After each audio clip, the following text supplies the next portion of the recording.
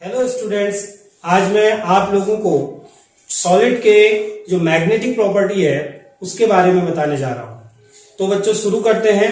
Magnetic property of solids यानी कि ठोसों के चुंबकीय गुण। तो जैसा कि हम जानते हैं कोई भी ठोस होता है, सॉलिड होता है, तो उसके मैग्नेटिक गुण, जो मैग्नेटिक प्रॉपर्टीज होती हैं, वो इलेक्ट्रॉन पर डिपेंड करती हैं। यानी कि इलेक्ट्रॉन के सर्कुलेशन पर डिपेंड करती है, इलेक्ट्रॉन की गति किस तरह की हो रही है उस पर डिपेंड करती है। तो यहां पर हम इस आधार पर दो हिस्सों में इसको बांट सकते हैं।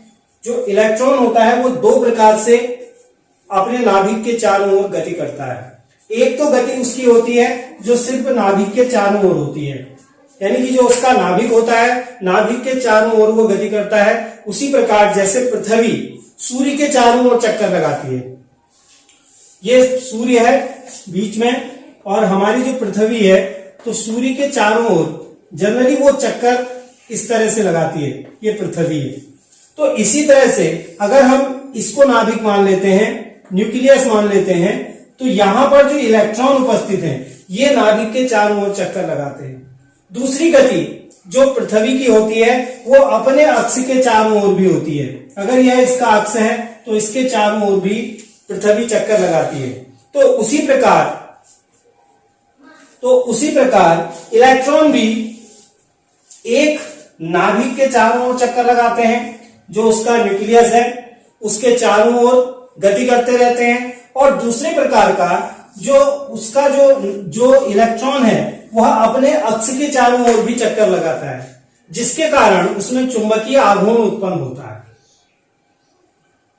चुंबकीय आघूर्ण को मापने के लिए बोर मैग्नेट्रॉन का प्रयोग किया जाता है।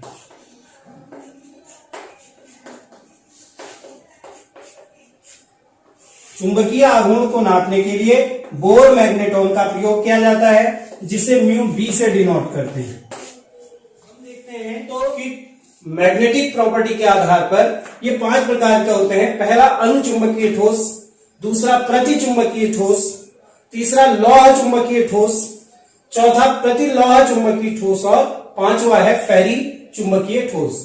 यानी कि paramagnetic solid, diamagnetic solid, ferromagnetic solid और एंटी फेरोमैग्नेटिक सॉलिड और उसके बाद फेरीमैग्नेटिक सॉलिड। तो ये 5 प्रकार के सॉलिड होते हैं जो चुंबकीय गुणों के आधार पर होते हैं। तो हम शुरू करते हैं सबसे पहले अनुचुंबकीय ठोस।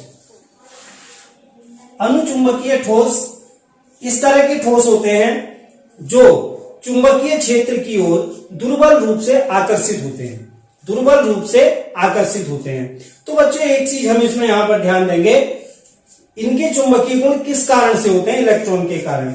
ये हमारे जैसे छोटे छोटे से बॉक्स होते हैं, हमने देखे होंगे इससे पहले। इसमें इलेक्ट्रॉन, दो तरह के इलेक्ट्रॉन होते हैं, एक वामावर्त और एक दक्षिणावर्त चलता है, एक क्लॉकवाइज और एक एंटी क्लॉकवाइज चलता है। अगर सिंगल इलेक्ट्रॉन होता है किसी भी बॉक्स में, अगर सिंगल इलेक्ट्रॉन होता है जो कक्षक होता है, तो इसको हम कहते हैं, क्या कहते हैं? अयुग्मित इलेक्ट्रॉन कहते हैं। अयुग्मित इलेक्ट्रॉन कहते हैं। यदि यही कंडीशन ऐसी होती है कि इसमें दोनों इलेक्ट्रॉन होते हैं एक डब्बे में, एक एंटी क्लॉकवाइज वाला भी होता है और क्लॉकवाइज वाला भी होता है, तो इसको हम युग्मित इलेक्ट्रॉन कहते हैं।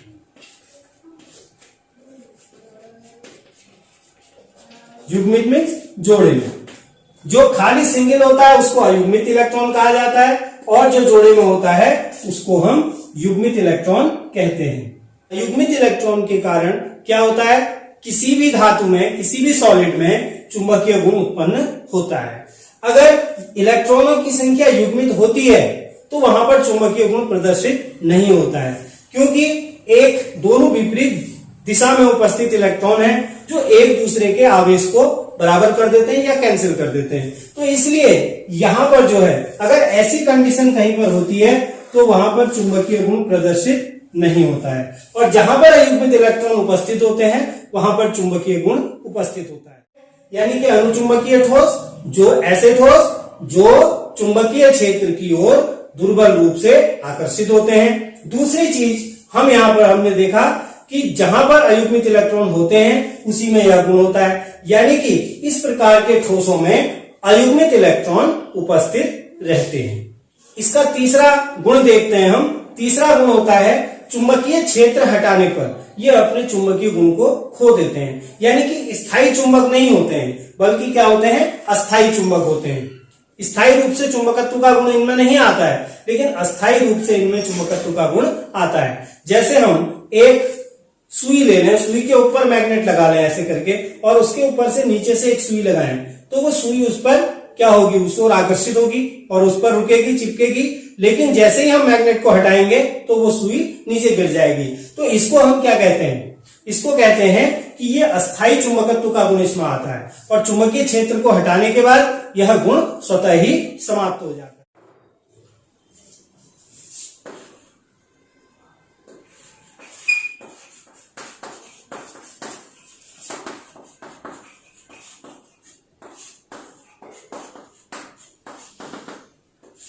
डायामैग्नेटिक सॉलिड जिसको हम कहते हैं।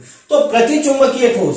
अब प्रतिचुंबकीय ठोस, तो पहली प्रॉपर्टी इसकी क्या है, देखते हैं हम। पहली प्रॉपर्टी इसकी है, फर्स्ट जो गुण इसका हम लेते हैं, पहली प्रॉपर्टी कि ये जो होता है दुर्बल रूप से प्रतिकर्षित होते हैं, यानी कि चुंबकीय क्षेत्र की ओर दुर्बल रूप से प्रतिकर्षित होते हैं। आकर्षित होने का तो सवाल ही पैदा नहीं होता, आकर्षित होंगे ही नहीं, ठीक है, लेकिन दुर्बल रूप से प्रतिकर्षित होते हैं, यानी कि आकर्षण किसी भी प्रकार का नहीं होता है।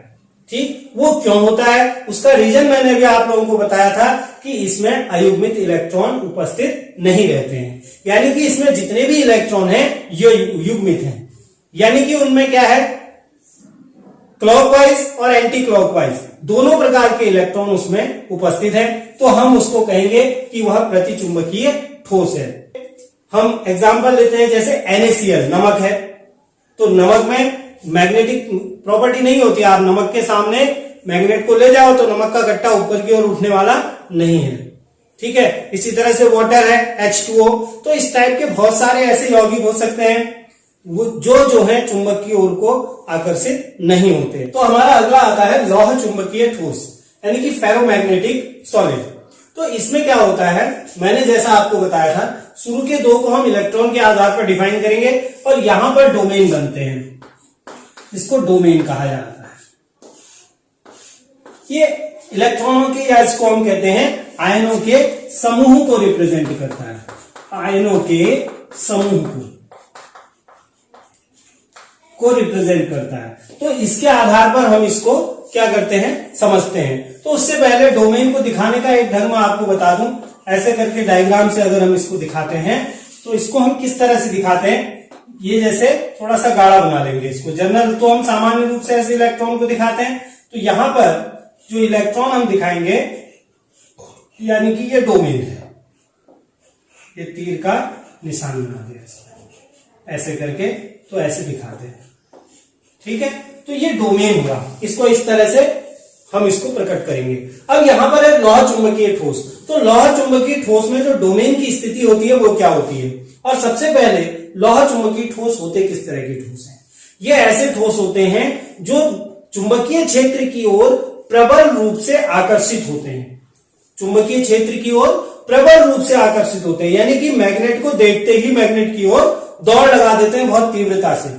तो या जैसे कि हमने लोहा देखा है, आयरन को अगर हम मैग्नेट के पास ले जाते हैं तो बहुत तीव्रता से वो आकर्षित होता है, उसकी ओर अट्रैक्ट होता है। तो उसी तरह के ठोस लौह चुंबकीय ठोस कहलाते हैं, जो चुंबकीय क्षेत्र की ओर तीव्रता से आकर्षित होते हैं, पहली चीज। अब इसमें डोमेन की स्थिति क्या होती है, इसमें डोमेन की स्थिति, अब देखिए यहां पर डोमेन को समझना बहुत जरूरी है।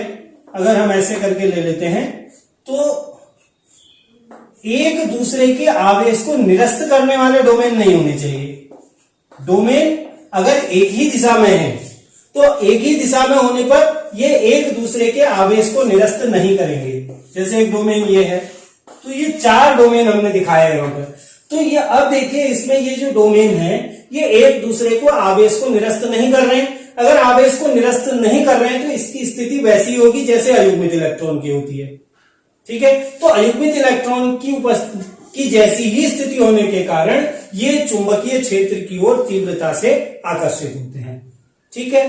तो लौह चुंबकीय ठोस जो क्या होते हैं, चुंबकीय क्षेत्र की ओर प्रबलता से आकर्षित होते हैं। साथ में दूसरी चीज हम ये कह सकते हैं कि इसके डोमेन एक ही दिशा में होते हैं। इनसे स्थायी चुंबक बनाए जा सकते हैं, यानी कि इसमें चुंबकत्व का गुण, एक्स्ट्रा चुंबकत्व का गुण भी उत्पन्न किया जा सकता है। तो उसको हम कहते हैं लौह चुंबकीय ठोस। अगला है प्रतिलौह चुंबकीय ठोस।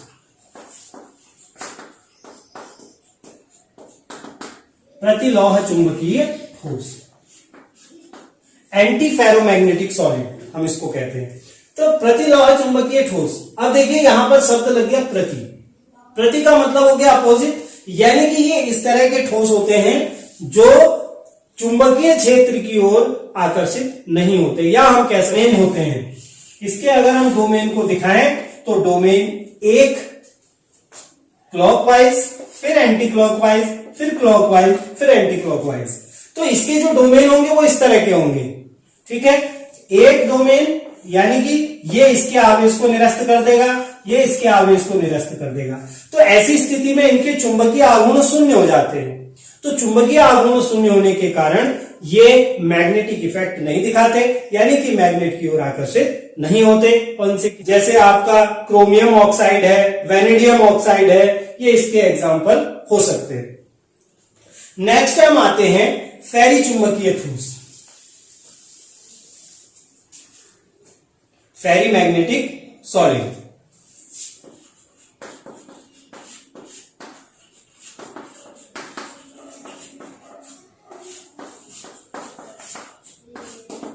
इसको कहते हैं फेरी मैग्नेटिक सॉलिड। तो अब इसमें क्या होता है, यह चुंबकीय क्षेत्र की ओर दुर्बल रूप से आकर्षित होते हैं। बट जितना लौह चुंबकीय ठोस आकर्षित होता है उतने ये आकर्षित नहीं होते हैं। इसका जो कारण होता है, संरचना सेम होती है, ये भी डोमेन बनाते हैं, लेकिन इनके डोमेन समानांतर, जैसे एक डोमेन ऐसे आया, नेक्स्ट डोमेन इसी दिशा में आएगा और एक डोमेन अपोजिट डायरेक्शन में आ जाएगा, फिर एक डोमेन ऐसे आ जाएगा, फिर एक आ जाएगा, फिर एक ऐसे आ जाएगा। तो जिसके कारण क्या होता है कि ये देखिए, ये यहां पर बन गया, यहां पर बन गया, ये दोनों एक दूसरे के आवेश को क्या कर देंगे, निरस्त कर देंगे।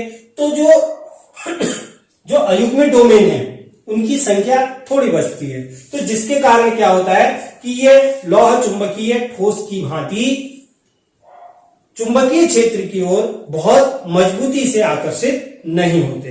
तो इसको हम कहते हैं फेरी चुंबकीय ठोस। आशा करता हूं आप लोगों की समझ में आया होगा।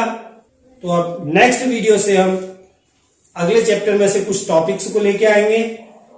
तो अगले वीडियो तक के लिए आप लोग सुरक्षित रहें। Thank you.